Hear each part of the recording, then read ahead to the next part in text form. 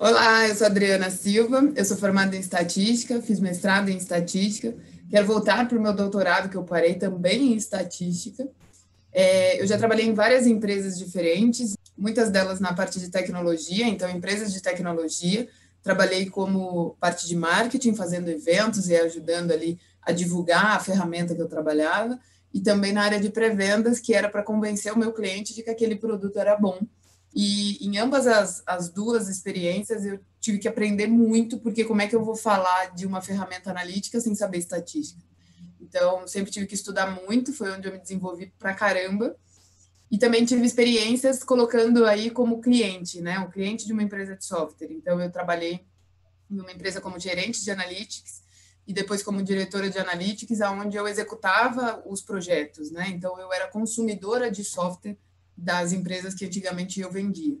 E nesse momento é muito legal também para aprender a mão na massa, né? E como que é a vida real de colocar um modelo em produção, de como é a vida real de fazer as coisas funcionarem. Então, essa é a Adriana Silva com essa experiência, mas o que eu realmente gosto de fazer é dar aula. E aí chegou o momento que eu cansei, abri a minha empresa, que é muito focada em ensino e também em consultoria, porque a gente sempre tem experiência para contar para os nossos alunos. Então, essa sou eu, Carol. Dri, você vendia bastante o software pago, certo? Mas a pergunta é se você indica a utilização do software livre no mercado de trabalho e o porquê. Software livre, ele tem milhões de vantagens, e uma das principais delas é o lance de ter uma agilidade em gerar bibliotecas e coisas que estejam disponíveis para o usuário, porque aí tem uma comunidade inteira para trabalhar em cima daquilo ali. Uma desvantagem que existe é de que você está exposto ao erro de quem criou aquela biblioteca e, eventualmente, isso acontece. Então, sim, eu sou a favor de usar, e cada um vai usar da forma como achar mais adequada, e tudo olhando o lado empresarial, né, um lado corporativo, depende dos seus objetivos e o que você quer fazer com aquilo. Então, eu sou a favor pela facilidade, pelo fato principalmente de que a galera que sai da universidade já sai tendo acesso, porque é gratuito, Uhum. e também pelo fato de ter essa imensidão de possibilidades, dado tanto de bibliotecas, uma comunidade ativa, aí tem o famoso Stack Overflow, que ajuda muito, salva nossas vidas quando a gente está trabalhando com essa parte do open source. Então, sim, eu super incentivo e sou usuária também, e os que eu uso é RPython. No mercado de trabalho, você acredita que atualmente as empresas utilizam mais os softwares pagos ou os softwares livres? No mercado de trabalho, isso é muito questionável, depende muito da empresa, do porte da empresa e do que ela está fazendo com aquele software. Então, se você for olhar as maiores, elas usam software pago. Por que usam software pago? Principalmente, né? Mas também usam o software open. Mas um dos motivos, e dependendo até do foco do que é entregue, e principalmente se tem órgão regulador, elas preferem o pago, porque se tiver alguma inconsistência, algum erro, quem está recebendo, né, que é esse software que foi vendido, ele tem que arcar com isso. Então, ele é responsável financeiramente pelo prejuízo se porventura o software está fazendo conta errada. Então, é muito comum empresas muito grandes e que são reguladas terem softwares pagos dentro dos seus ecossistemas. Mas isso também vem mudando e vem sendo inserido software livres. Então, a verdade é que depende muito da empresa e do posicionamento que ela está. Tem muitas empresas que preferem pagos por serem mais fáceis, vamos dizer assim, por ter uma interface point and click e tudo mais, e por conta dos funcionários que talvez não tenham aptidão na programação. Então, tudo é questionável e depende realmente da empresa, mas existem as duas situações. Como você já mencionou dos point and clicks, eu vou pular um pouquinho, vou para uma pergunta que fizeram sobre software point and click. A pessoa perguntou, dentre todos os softwares de uso para estatística, qual a sua opinião como estatística sobre o uso dos softwares que são point and click? Minha opinião, ela é muito clara. Eu acho que o estatístico ele tem a obrigação de saber as técnicas. Ferramenta é uma mera ajudante. E essa mera ajudante, ela vai variar de lugar que eu estou, de conhecimento que eu tenho. Então, se eu estou trabalhando numa empresa que só tem um software pago, eu vou ter que me adaptar e usar aquilo Uhum. e homologado, né? E vou ter que me adaptar, usar aquilo e fazer o meu trabalho ali. Se ela tem homologado software livre, eu vou ter que me adaptar, usar aquilo e entregar ali naquele formato. Eu já vi muito estatístico falando que ferramentas point and click, tipo um SAS, um SPSS, são caixa preta, é para quem não manja nada. Muito pelo contrário, eu sou 100% contra essa opinião. Eu trabalhei no SAS muitos anos, eu sou apaixonada pelo SAS, tem muitas ferramentas point and click que para mim são as melhores, inclusive melhores que a do mercado. E aí, para pessoas que colocam essa frase, eu sempre faço a seguinte provocação. Você está programando num R, e aí tem uma biblioteca que você usa, que é uma linha de código que você usa para fazer um modelo.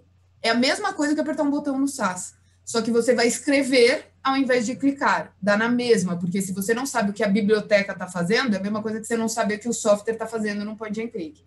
Então, a nossa obrigação como estatístico é saber como as coisas funcionam, é entender as saídas de software a software, independente se é botão ou se está chamando uma biblioteca. Uma biblioteca nada mais é do que um botão, só que não apertado, digitado. Então, eu não sou contra, eu sou super a favor, principalmente se você sabe o que está fazendo. E eu lembro de experiências quando eu estava no SAS, que eu sempre defendi muito, né? E a galera me vinha com essas ofensas. Isso daí é caixa preta, isso daí é para quem não sabe o que está fazendo. Eu falei, então deixa eu te ensinar como ele pensa e você vai ver a vantagem de apertar esse botão e a agilidade de tempo e a agilidade de tudo que você faz nesse processo para você ver que você chega no mesmo resultado que você programando, só que muito mais rápido. Então, eu consegui convencer muita gente, mas aí o que eu percebia era que a pessoa não sabia como o software clique funcionava. E aí acha que é a caixa preta. Não, filho, eu sou rainha dos manuais, por quê? Porque eu entendo como a biblioteca funciona, eu entendo como o software point and click funciona e uso isso ao meu favor. Então, na verdade, eu acho que é saber usar as vantagens que a vida dá, né? Hoje em dia, você vê quais softwares livres sendo mais utilizados no mercado de trabalho? No mercado de trabalho, sem dúvida, o Python está muito disparado e, na sequência, eu vejo muito R. Tem se falado muito sobre Julia e um pouco sobre Go. Então, são linguagens de programação. E aí, o que eu percebo, muita gente falando, não, é só Python, é só Python. Não, não é só Python, tem muito R também. Mas é fato que o R não é tão difundido quanto o Python. E existe muito também das pessoas dizerem que o R não faz tudo que o Python faz. Então, quando a gente está pensando no colocar o modelo em produção, em fazer um algoritmo funcionar, tenham em mente que o R faz exatamente o que o Python faz, só que por não ser tão difundido, as pessoas têm um dom de falar mal do que não conhece. Então, sim, ele também é capaz igualmente. Quais as bibliotecas que você acha que são mais utilizadas para certas coisas? Por exemplo, dentro do Python mesmo, a gente tem a scikit-learn e a gente tem a statsmodels, e as duas fazem modelo estatístico. E no R, por exemplo, o ggplot e o graphics, que são dois pacotes que fazem a mesma coisa, mas de formas diferentes. Qual dessas você acredita que são mais utilizadas? As que são mais rebuscadas ou as que são mais simples? Eu acho que isso depende de quem está usando. Então, por exemplo, se é um estatístico usando Python, eu acho que ele prefere a StatModels porque ela tem uma saída mais interessante do que a scikit-learn, pensando no nosso lado nerd de entender tudo que está rolando ali por trás. Já no R, por exemplo, quando você fala do Graphs ou do ggplot, Graphs ela vem diminuindo o uso, isso que eu percebo, que eu sinto, assim, tanto com os meus alunos, tanto com empresas, e o ggplot ganhando muito mais espaço pelo tanto de funções que existem lá dentro. Então, eu acho que isso está muito atrelado à bunda que está sentada na frente do computador, utilizando.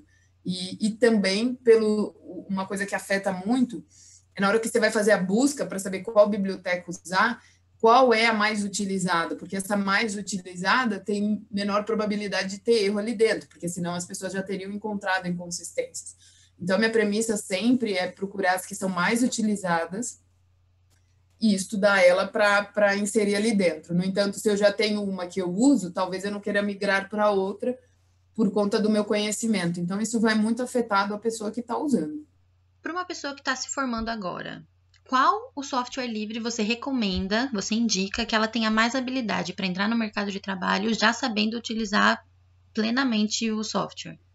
Eu acho que essa pergunta não é a pergunta adequada. Eu acho que o que o estudante tem que ter na hora que sai é disposição para aprender e aprender rápido. E o que significa isso? Se porventura ele está em 3 processos seletivos e cada uma usa um software diferente, eu não tenho como dar essa resposta. Qual que é o melhor para ele? Eu não faço ideia, porque cada empresa usa um. Então, o que ele deve ter em mente é o quê? Eu tenho que me desenvolver rápido em cada um deles. Então, ter o princípio básico de cada um, eu acho que é essencial. E cada um, leia-se aí, resumidamente, R Python. E se tiver que olhar algum software pago, eu recomendaria o SAS, que é mais difundido no mercado. Agora, cara, eu tenho que ser foda em qual? Você vai descobrir onde você vai ser foda quando você começar a trabalhar. Uma coisa que recém-formado tem muito é querer ser o rei, mas quando ele é júnior. Então, assumir a sua colocação naquele momento é muito importante. Então, se você sabe o básico de um R, você sabe o básico de um Python, você já está sexy para o mercado, porque a maioria não está nem aí. Isso é um ponto de atenção muito forte. Vocês têm que não só esperar que os professores da universidade deem isso gratuitamente para vocês, mas mexer a bundinha e procurar na internet, que é o que mais tem disponível, é curso para aprender essas partes básicas. E depois, na sequência, você vai afunilando e vai entrando em tópicos que são mais interessantes para o contexto que você vai estar inserido.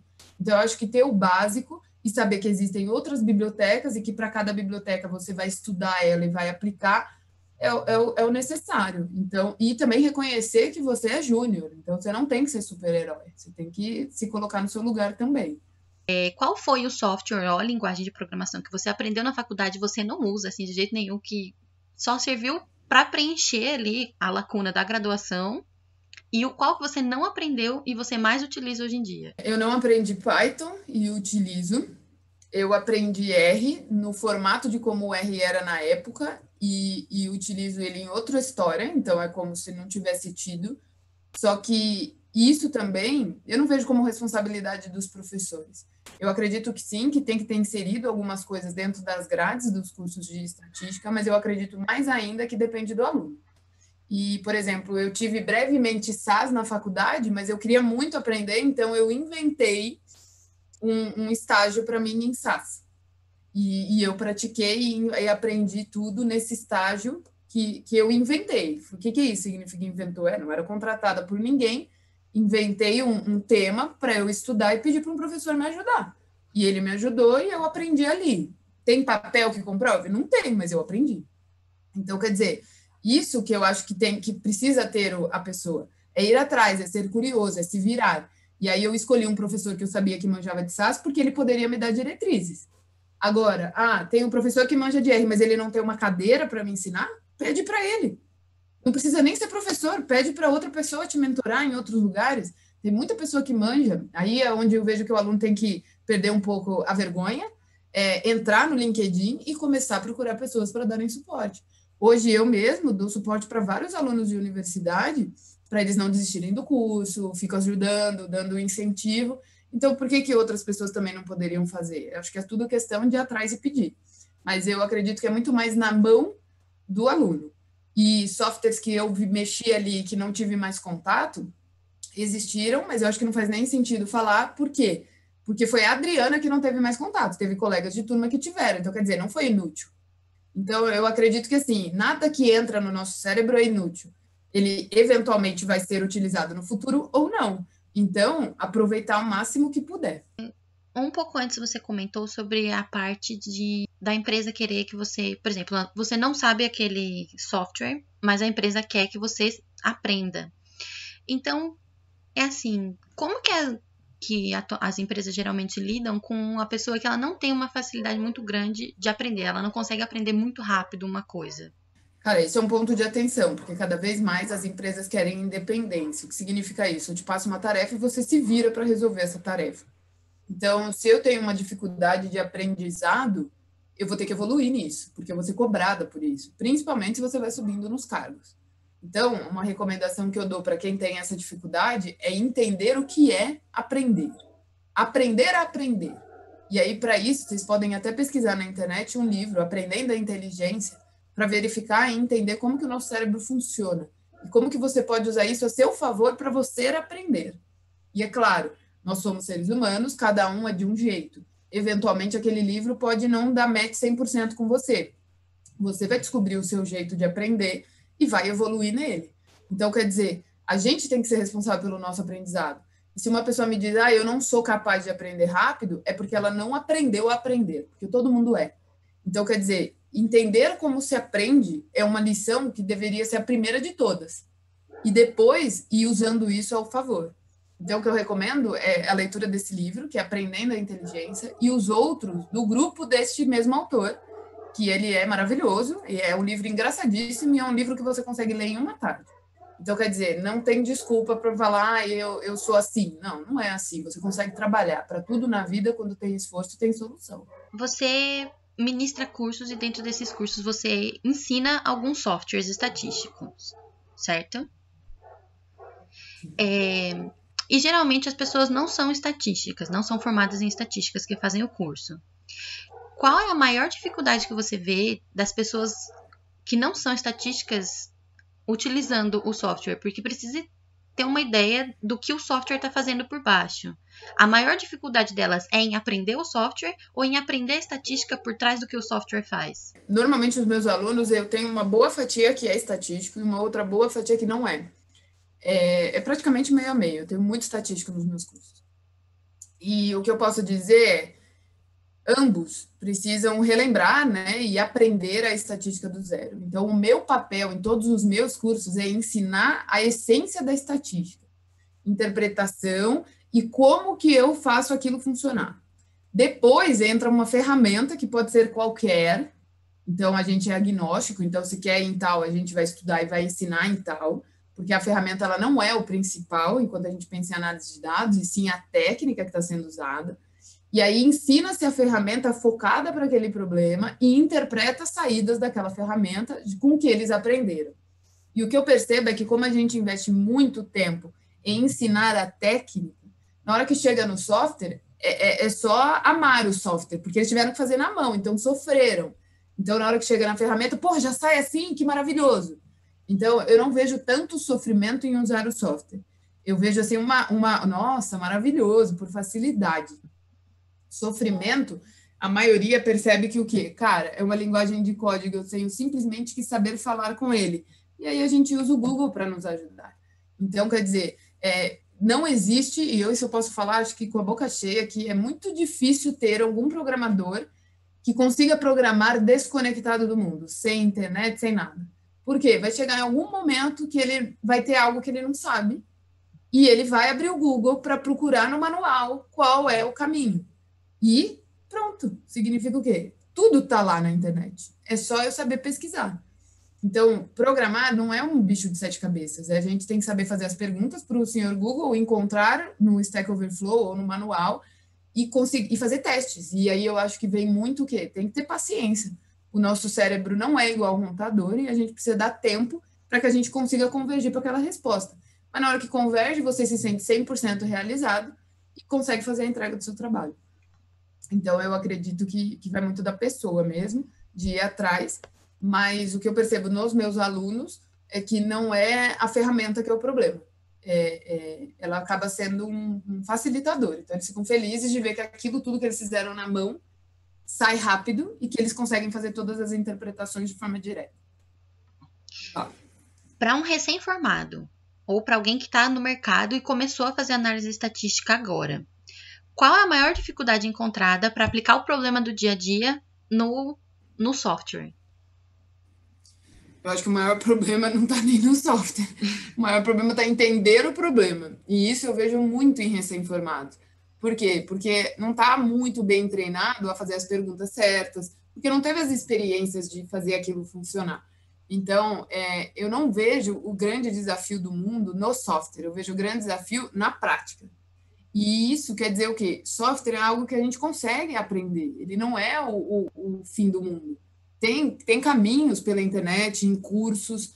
Então, quer dizer, se a gente se debruçar em cima, entendendo o que tem que fazer, a ferramenta é o coadjuvante e eu consigo desenvolver nela com muito mais tranquilidade do que se eu nem sei o que eu tenho que fazer e conheço muito de uma ferramenta. E aí? Então, eu enxergo que o grande desafio, principalmente para recém-formados, é às vezes não ter clareza do qual é o passo a passo do que ele deve fazer, para depois sim entrar a ferramenta e ajudar ele a desenvolver no passo a passo. Então, eu enxergo que o problema maior não está no software, o problema maior está na ideia do que está sendo feito no problema estruturado. Na sua opinião, qual é a diferença do estatístico teórico, que ele sabe muito bem a teoria, mas na hora de aplicar, ele não consegue desenvolver muito bem, para um estatístico que ele é mais prático, que ele entende a parte teórica e sabe como aplicar num software, ou na mão, ou do jeito que for? Essa questão que você colocou é uma coisa que existe no mercado de trabalho também, principalmente quando uma pessoa vai até, por exemplo, um doutorado, e aí depois quer se colocar à disposição no mercado. Infelizmente, o que se nota é que essa pessoa não sabe se virar na vida real, e aí ela acaba patinando, e ela sai em desvantagem nesse momento. Então, o que eu percebo é que quem tem mais valor é o estatístico que entende o que está fazendo, mas que sabe aplicar na vida real. Porque a estatística é linda e maravilhosa, mas ela vai precisar de criatividade do estatístico ali para fazer ela funcionar na essência dela dentro da vida real. E esse perfil que tem essa artimanha para conseguir casar um problema de uma história e aplicar a estatística, esse cara sai na vantagem. Então, sim, o cara que tem mais experiência prática, ele acaba saindo na frente. Então, uma dica que eu daria é para o aluno ele procurar problemas. Ah, mas como assim eu vou procurar problema? Não estou falando para você ir atrás de alguém e te dar um problema. Inventa um problema, conta uma história e pega uma base de dados num Kaggle, alguma coisa, e tenta desenvolver em cima daquilo. Surgiu dúvida, troca uma ideia com outra pessoa que respondeu no Kaggle, ou então chama um professor, pede uma ajuda, ou então escolhe uma pessoa que você admira no mercado e pede para essa pessoa te dar uma ajuda. E aí é onde eu vejo que o aluno acaba perdendo alguma coisa porque ele é muito tímido. Então, na idade de vocês, é incrível quão vergonha vocês têm de tudo. Mas tenham em mente de que ninguém paga suas contas. Você está pedindo algo, você não está roubando, você não está matando. Então, se a pessoa te der um não, beleza, eu tentei. Se a pessoa te der um sim, pô, que massa, eu consegui. E agora eu tenho alguém para me ajudar. Então, eu acho que perder essa vergonha também e pedir ajuda pode fazer vocês irem muito mais rápido no desenvolvimento. Mas tentem ter experiências práticas, que nem sempre vai se ter isso na universidade. Mas que se você for atrás, você consegue ter essa experiência. Se a pessoa só tem experiência com o R, ela sabe mexer muito bem no R, mas aí ela vai para um processo seletivo e a empresa fala assim, olha, a gente utiliza Python. Qual a desvantagem da pessoa virar assim, olha, não sei mexer com Python, posso aprender, mas sei mexer muito bem com R, que eu consigo fazer o que a gente faz no Python no R, da pessoa que vira e fala que, beleza, sei mexer com o Python, tipo, dá uma mentira no currículo para conseguir a vaga. Se coloca no lugar de quem está entrevistando. Se eu uso Python, eu vou, obviamente, preferir quem já tem esse conhecimento no Python. Isso é natural. Só que não é só isso que eu levo em consideração. Eu levo em consideração o quanto que o cara manja do que ele está fazendo, o quanto que ele tem de conhecimento técnico. E se é um cara que manja muito de R, sabe muito do técnico, mas não sabe de Python, o que eu vou observar nele é a capacidade dele se virar sozinho e aprender. Porque não quer dizer que eu vou mudar a minha estrutura para agora ser R só porque esse cara vai entrar. Então, não, é muito mais fácil eu fazer esse cara aprender o Python e ele continuar usando a minha estrutura que já está pronta, que dá muito mais trabalho. Então, eu acho que o posicionamento sempre, principalmente de recém-formados, é a disposição em aprender e não ser contra alguma coisa, porque o contra alguma coisa já mostra a sua limitação em aprender. E o que eu quero dizer com isso? Eu vou lá e vou ficar falando mal do Python, que R é muito melhor? Não, cara, as duas fazem coisas muito parecidas. Então, só a forma de comunicar que é diferente. Então, quer dizer, respeito o que a empresa escolheu, e se você realmente tiver interesse em trabalhar lá, se coloca na posição de eu aprendo rápido, eu vou atrás, e tudo que eu faço no R, eu sei que eu tenho capacidade de fazer no Python. Tudo que eu faço no Python, eu tenho capacidade de fazer no R. E eu vou aprender isso. Pronto. Você já mostrou que você é aquele típico curioso e fuçador que vai atrás do que precisar na situação em que você estiver inserido. Então, o fato de você saber uma linguagem já te mostra como um diferencial, porque pelo menos já sabe que você sabe se comunicar com o computador. Eu não saber nenhuma, óbvio que na lista de preferências você vai estar por último. Então, é aí onde entra. Saber o básico de todas já te dá o diferencial para você estar inserido em qualquer oportunidade. Se não tem essa eficiência, que não conseguiu todas, uma pelo menos já mostra que você sabe se comunicar com o computador. E aprender o outro é coisa rápida. Então, é questão de dedicação mesmo. É uma indicação. Pediram para você indicar sites, livros, cursos que sejam didáticos de você aprender, com uma didática diferente da universidade. Quando a gente está pensando em ferramenta, um site que eu recomendo fortemente, são uns meninos maravilhosos, é cursoR.com, quando a gente está pensando em R.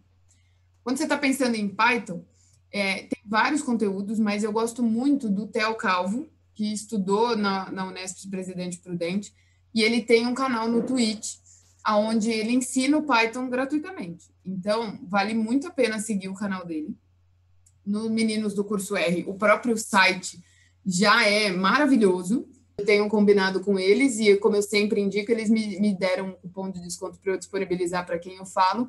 O cupom é DRIGATINHA, tudo com letra maiúscula, e 50% de desconto em todos os cursos deles de R.